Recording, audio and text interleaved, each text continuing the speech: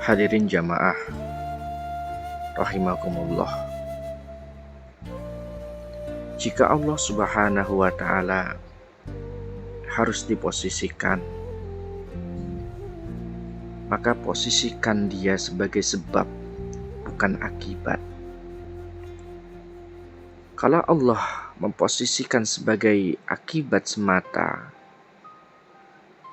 untuk mendidik manusia saja, seperti berdoalah kepadaku akan kukabulkan. Padahal kabulnya menyebabkan doa kita.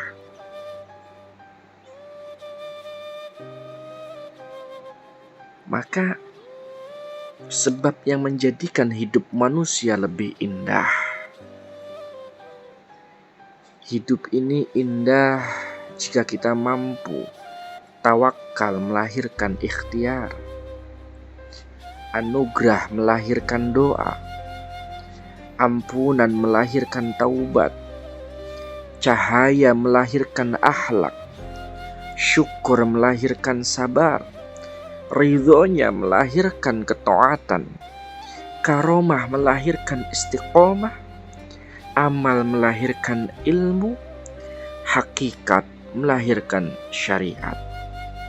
Hidup akan indah jika kita mampu mengaplikasikan yang sedemikian rupa. Karenanya, bahwa hajat atau kebutuhan manusia di dunia sama sekali tidak bisa terhitung.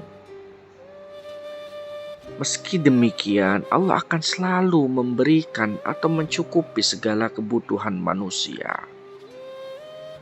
Sejak zaman azali, manusia memang memiliki sifat butuh sehingga terus-menerus berhajat atau memiliki hasrat untuk selalu memenuhi kebutuhannya. Bahwa Allah lah sebenarnya yang memberikan sifat butuh kepada manusia. Tetapi Dia juga yang tahu dan mencukupi kebutuhan seorang hamba. Maka Imam Ibnu Athaillah As-Sakandari mengingatkan, janganlah niat dan hasratmu itu kamu sampaikan kepada selain Allah, karena Allah itu Al-Karim, Maha Pemurah. Dan yang Maha Murah itu tidak akan pernah terjangkau oleh angan-angan, kriteria, imajinasi, ukuran. Jadi Allah tak terbatas. Sejak zaman azali sampai zaman abadi tidak terbatas. Sifat ketidakterbatasan yang dimiliki Allah Subhanahu wa ta'ala itu seharusnya membuat kita manusia enggan beralih atau menengok kepadanya, yaitu enggan beralih atau menengok kepada selainnya. Sebab Allah akan hadir di saat seseorang sedang merasa memiliki kebutuhan atau hajat apapun, baik untuk kepentingan hidup di dunia maupun akhirat. Sifat Allah yang maha murah dan tidak terbatas itu memiliki makna bahwa ketika diminta akan langsung memberi. Ketidakterbatasan Allah itu yang membuatnya sama tidak peduli terhadap besaran yang akan diberikan kepada manusia. Mungkin permintaan seseorang hamba hanya 10, ternyata diberi 100 oleh Allah. Atau sebaliknya, yang hamba minta 100 tetapi hanya diberi 10. Artinya apa? Allah tidak peduli berapa jumlah yang Dia beri.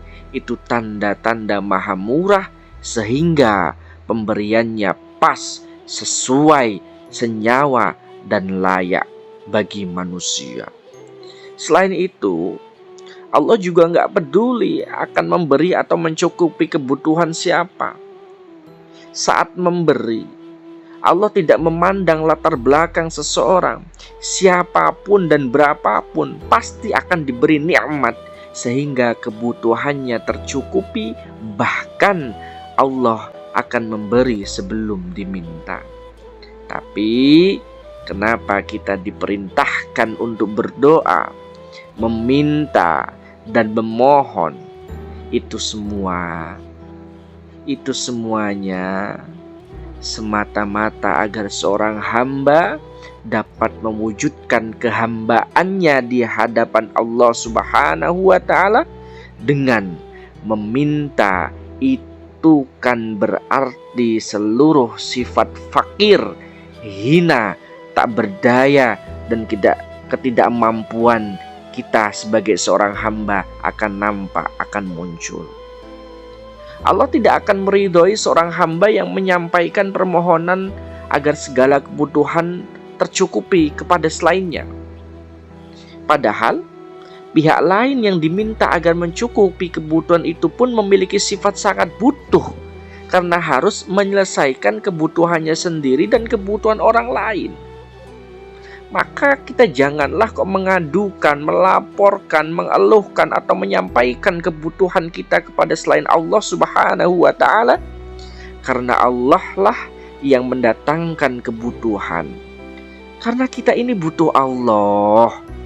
Sifat butuh harus tetap dipelihara, dan jangan sampai abai atau lalai sehingga merasa tidak butuh kepada Allah Subhanahu wa Ta'ala. Maka kata Syekh Abu Hasan Asyadili, pernah merasa putus asa karena tidak mampu memberi manfaat kepada dirinya sendiri. Ia juga merasa tidak mampu mencukupi kebutuhannya. Akhirnya ia sadar bahwa tempat memohon dan berharap hanya Allah semata. Aku putus asa memberi manfaat kepada diriku untuk diriku. Aku tidak mampu memberi kebutuhanku untuk diriku sendiri.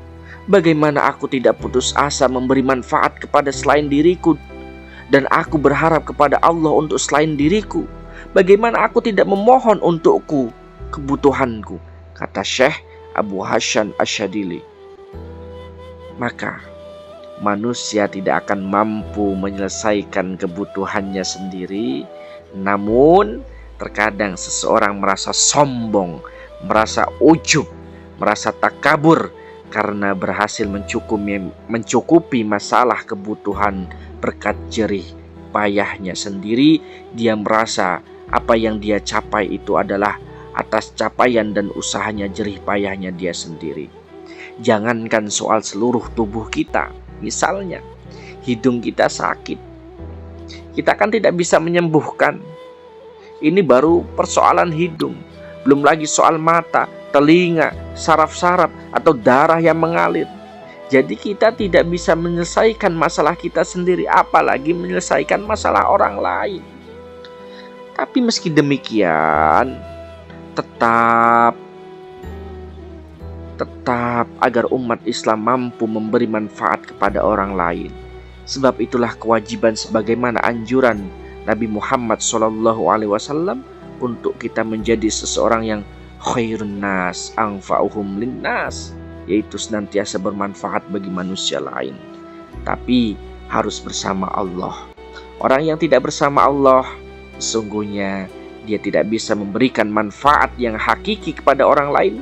Jadi ini menunjukkan supaya kita tidak mengandalkan diri kita kepada selain Allah Subhanahu wa Ta'ala.